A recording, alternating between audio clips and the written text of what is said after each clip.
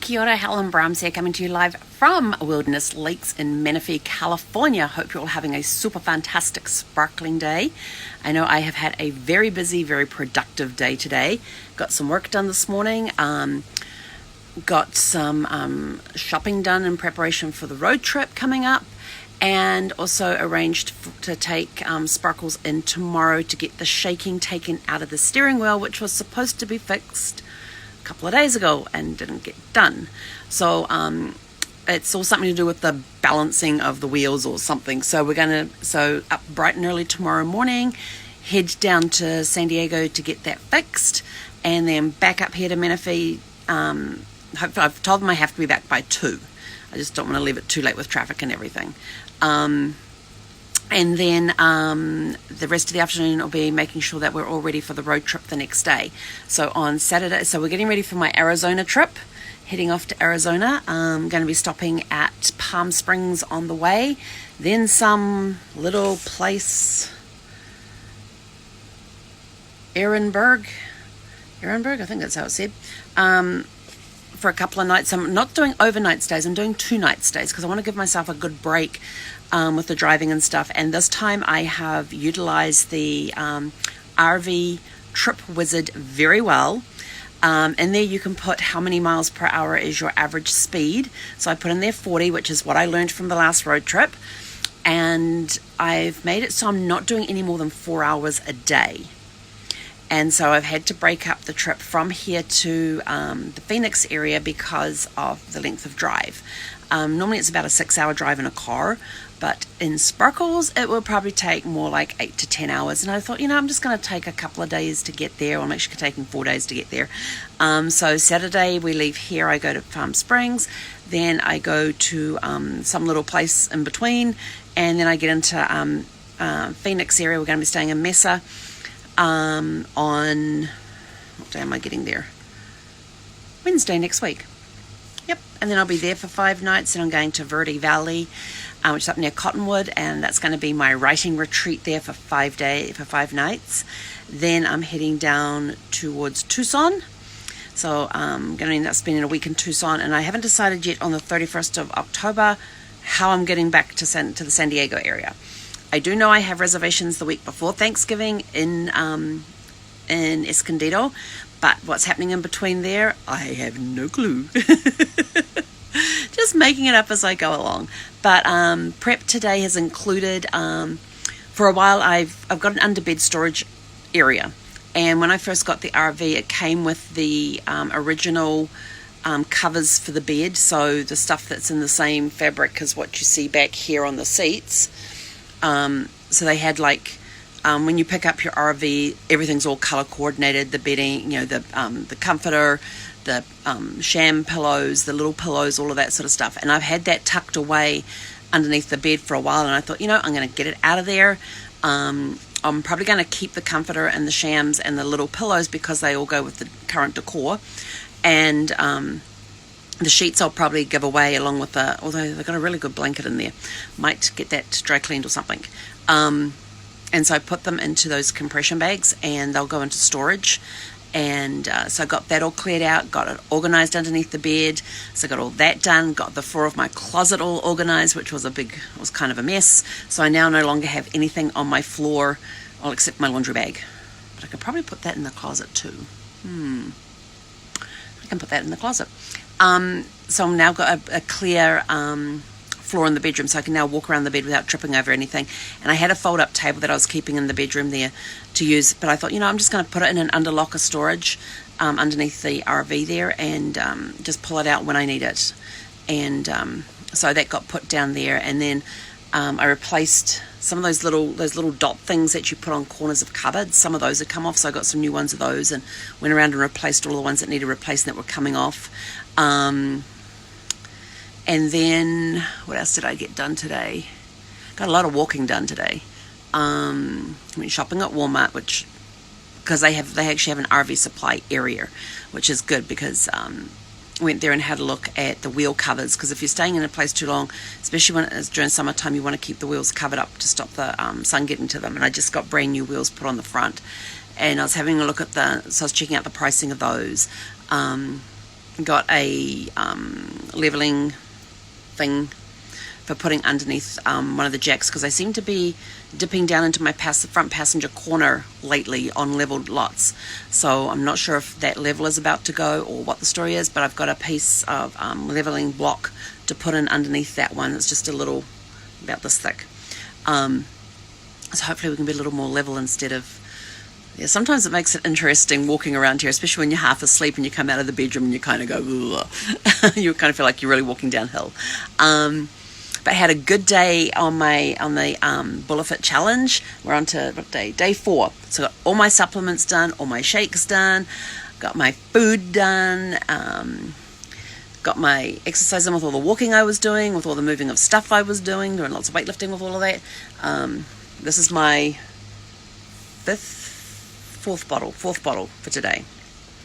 And then I've also had other fluids with the shakes and stuff as well. So this is my 4th bottle of water for today. And these are, I think they're 20 ounces. I think that's what they are. I have no clue. But Monday will tell us how we're doing, because I'm only doing scales once a week on Mondays. And but yeah, and so I've just been sitting here getting my planner up to date for October, because I haven't had a chance to do that yet.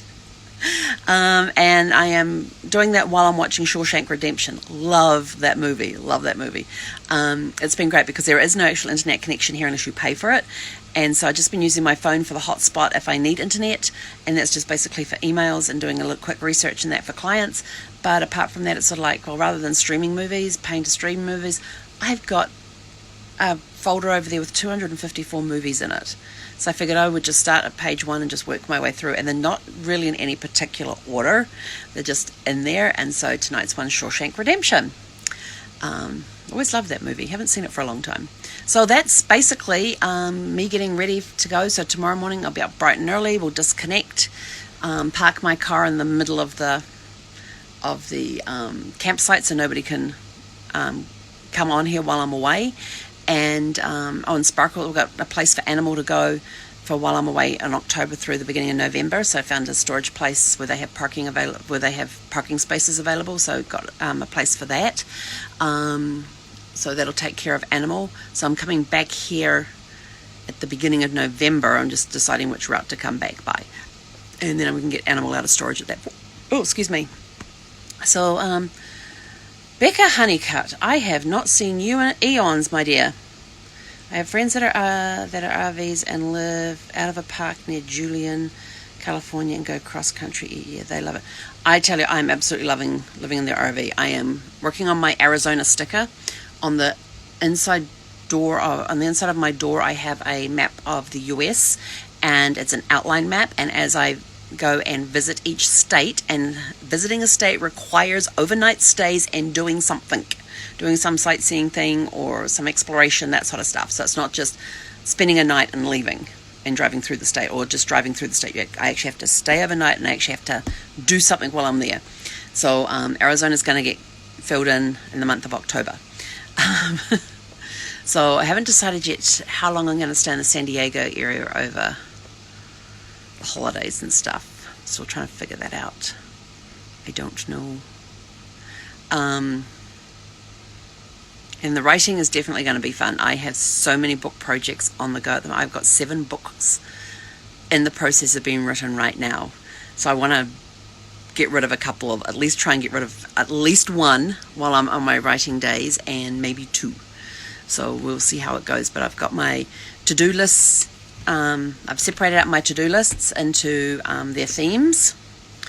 So like I've got a group cruise I'm working on, so that's on a to-do list. It's got its own to-do list. I've got another group cruise I'm working on, and that's on its own to-do list. I've got my RV living stuff with what I'm doing with Facebook Lives and road trips I have to plan, and blogs I have to write about it. So that's its own to-do list. My writing has its own to-do list, and all that sort of stuff. So I keep several to-do lists, and then at the beginning of the week, usually on a Monday morning, you can see how into that I was this week, I will go through the to-do list and actually schedule some of those things into my calendar. And as you can see, the mirror behind me is currently clear. My goal over the weekend, my goal when I get to, where am I going? I've got one day set aside in here where I'm actually going to do my post-it breakdowns. And what my post-it breakdowns are is that you take a project you're working on and you break it down into smaller steps in no more than 60 minutes. And you write each step onto a post-it note. And it could be a 5-minute thing, could be a 10-minute, a 20-minute, a 45-minute.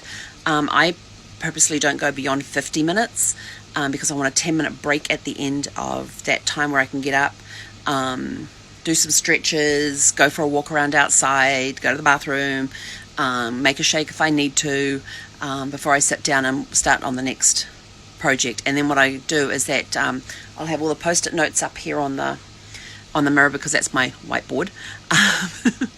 And then on Monday mornings I will sit down and I will take some of those post-it notes off and put them into my calendar for the week, and so we can get that stuff crossed off. So it's all about living in the calendar and work, and it'll be working around my my schedule of exploration as well.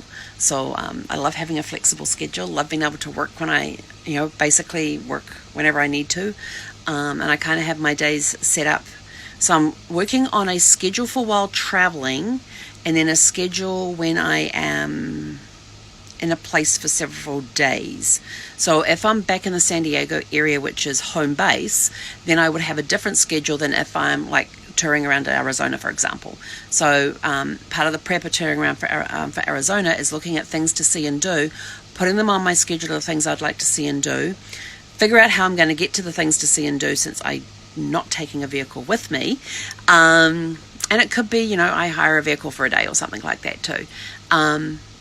So it's working out where I need to do that, and getting them on the calendar, and then I'll put my work schedule around that. So like if I'm going to go, for example, go see the desert botanical gardens in Phoenix, that could be a day trip because I know there's a couple of buses involved with getting there from the campground I'm staying at. So it could be going and doing that, and then maybe I'll concentrate on that in the morning, and then I'll come back in the afternoon and do some work. So so it will all be, it's going to be interesting because I haven't done a travel calendar before, a travel schedule before. So it's going to be interesting how I'm going to work in the exploration portion of my trips with the work side of the trips. So I'm looking forward to that challenge.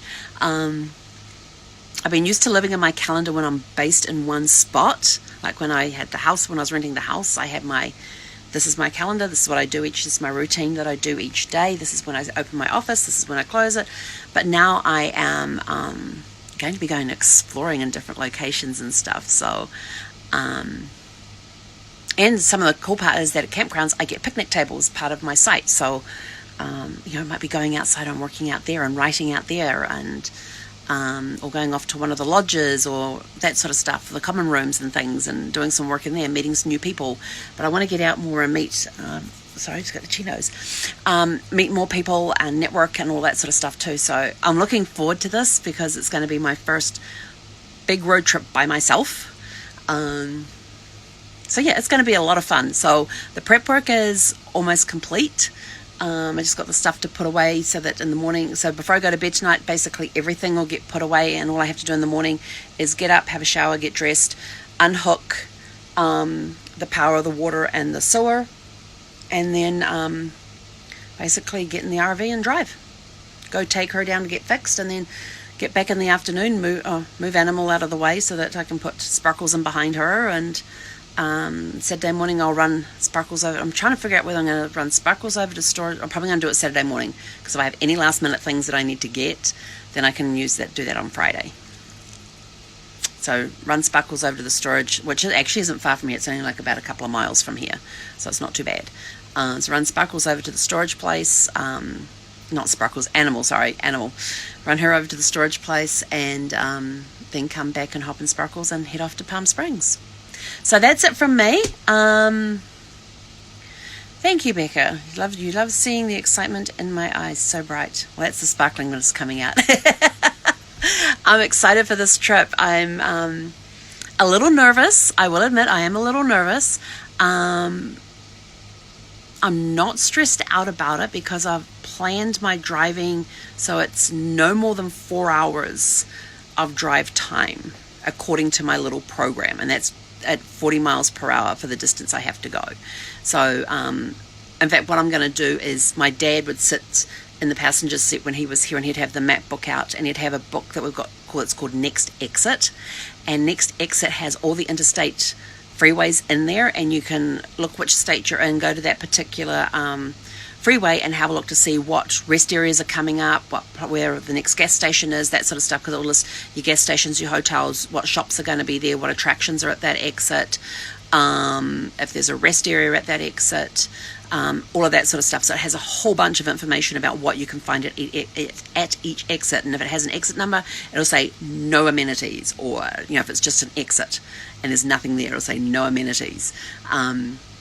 So I'm going to actually plan my trip out with that. So I will make a list of places where the rest areas are, so that I know that when I'm on the road, I've got that list. It'll be taped to the dashboard. So when I'm going along the I-10, I know, oh, that's the one that I need to go to get gas, or that's the one I need to go off for the rest area. So I have some idea of what's coming up and trying to break the trip down that way as well. It's going to be an adventure, and you guys can come along with me because I will still be doing my Facebook Lives as long as I have a connection. Although I have been told that Verde Valley, which is the one I was questioning, the people at the activities desk here have assured me that cell phones and internet connections is widely available at Verde Valley, and that it's a really great campsite as well. So I'm looking forward to that.